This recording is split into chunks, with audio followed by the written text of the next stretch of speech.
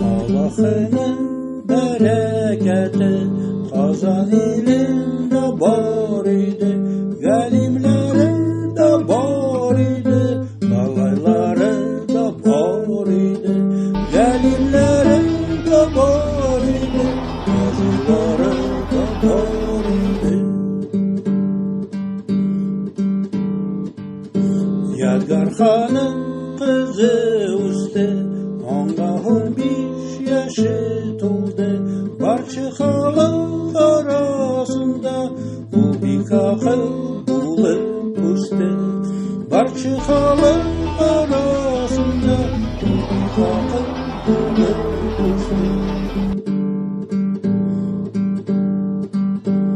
Tuğla sesiyle cidede gitti Yadgar bu dünyadan, atasının hamuruna şifa bulursun gideler, atasının hamuruna şifa bulursun gideler. Şimdi kakıl tüger misin, hangalayı